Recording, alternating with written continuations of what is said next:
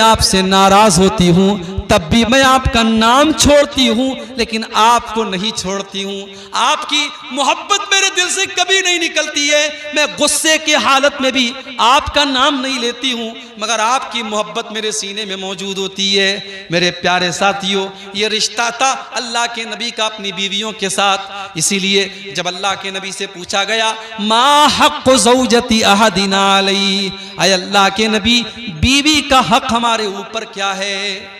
आज कोई पूछता है ये?